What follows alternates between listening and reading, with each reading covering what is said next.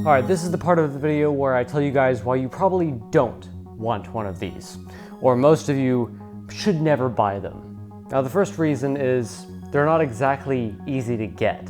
You can just go on eBay and blow, let's say, 80 bucks on a fully working one, but it'll die the next week or have some kind of catastrophic problem, like the speakers just give up and they blow.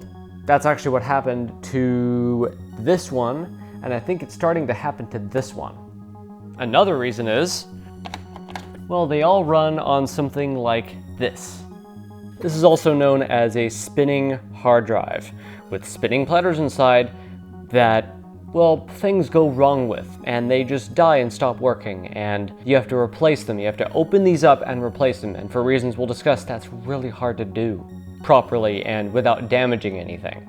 Now, you could just replace that with, well, one of these.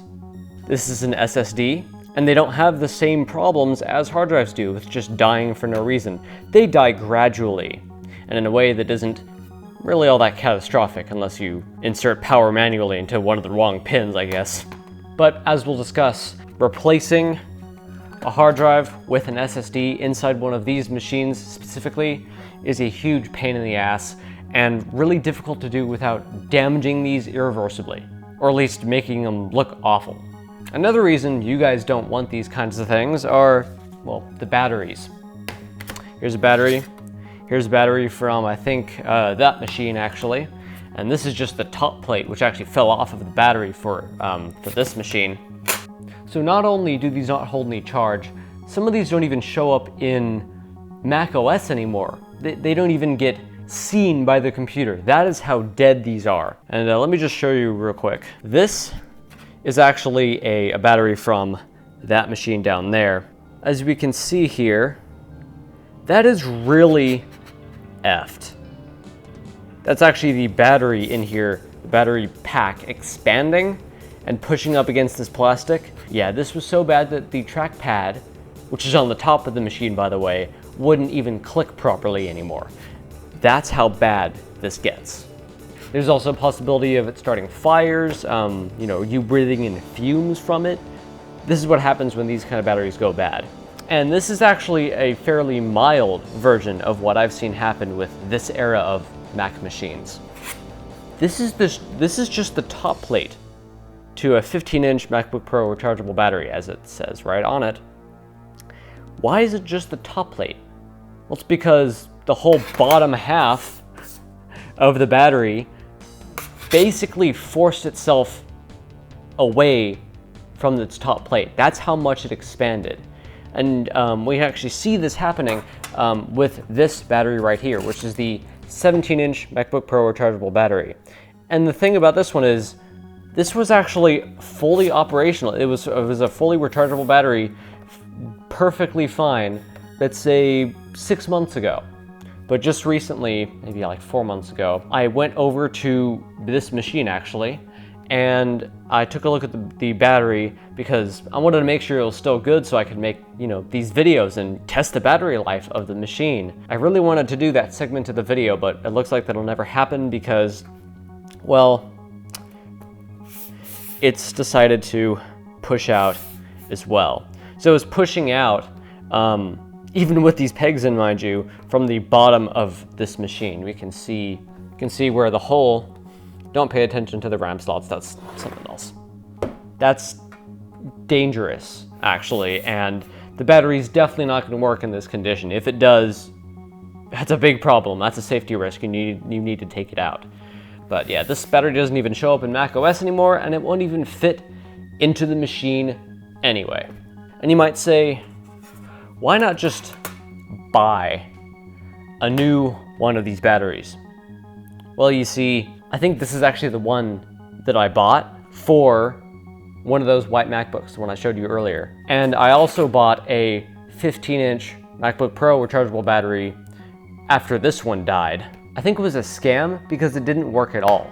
The battery that I bought when I got here it had awful feeling plastic on the like aluminum side, the side that faces the outside air, and it just felt really cheap, like plastic cheap. And when I actually put it into this MacBook Pro, into where the battery goes right here, it did nothing.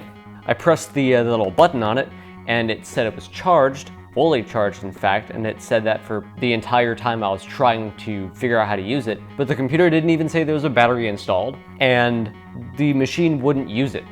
So I don't know what that's about. I'm assuming that was either a scam or, well, the battery just doesn't work. So even if you go out and buy a replacement battery for one of these things, chances are it's not even going to work anyway. And even if it does, there's a high likelihood it's going to die in the next 2 years. In fact, every battery that I've bought for any of the old MacBooks, so that going for 2012 or below machines, going by release year, all of them are dead now. The only working batteries I have in any of the MacBooks that I have from 2012 or below are the 2011 17-inch MacBook Air and the 2010 17-inch MacBook Air. You guys know I meant Pro, right? MacBook Pro, which will feature in other videos. Those are the only ones that are working, and those will probably die before I ever get around to the videos, so great. But because of that, I can't show you the battery life of any of these machines pretty much ever, so that stinks. But from the correlation that I can draw from the amount of power these can draw at the very maximum, which based on the MagSafe power adapter I've been using is 85 watts. These machines will always draw at least a tiny bit below that at their very maximum. And because this battery, which is a 17-inch battery, is a 68 watt-hour battery, you'd be lucky to get an hour of use out of these machines while doing any kind of gaming. So yeah, that kind of sucks, but that's par for the course for machines like this. Anyway, why else would you not want one of these machines? Well, they're very damageable. Problematically damageable, in fact. So much so that, well, none of these machines, all of which I've taken apart at one point, never went back together the same. These aren't just held together with screws, and they're not just held together with like little clips. They're held together with every component interlocking, and fasteners, and screws, and clips. They use everything to hold themselves together. And if you take any of those apart, they will never go back quite the same way ever again. I mean, take this 2007 MacBook for an example. I took this apart not too long ago, about maybe a week and a half ago or so, and yeah. iFixit lied to me, and that's one of the reasons, I think that might be the only reason why it's in such a bad shape here. It's because iFixit actually lied to me. They said that I didn't have to take out one of the screws that it turns out I did have to take out because it was fastened. It was fastening this lip here that it actually goes inside the machine and fastens to it with one of the screws that are in the battery compartment here. And yes, this battery is also dead. It's just in here because I like the weight of it, and well, it can't charge, it can't get any power, it can't even communicate with this machine, so it's not like it's gonna push its way out and break the rest of the machine. So I'm just gonna leave it in there because it balances the machine a little bit more. But yeah, so iFixit told me I didn't have to take out one of the screws, and I did. But since it said I didn't have to, I just decided to, well, not take it out. I didn't want to take anything more apart than I already had to, because these machines are fragile and really annoying to get back together and impossible to put back together in a decent manner. So, well, I didn't want to take any screws out I didn't have to, so I didn't. And I continued with trying to take the top cover off, which is how you get into the components of the computer in these styles of machines, and it wouldn't come off.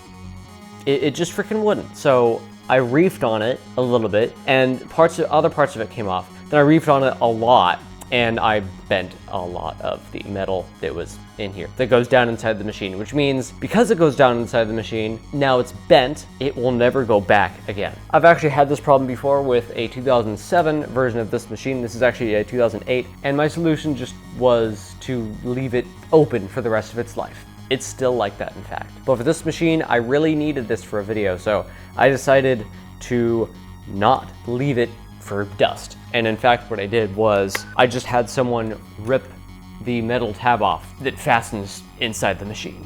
That's why this looks as bad as it does, because the metal is literally bent in like 3 different directions, okay? Like ripping the thing off requires you to refon it very hard with another hard metal object. We basically cut the tab off. And that's a metal tab, by the way, and we actually cut off 2 of them that were right here. So this edge of the machine's never going to go back together.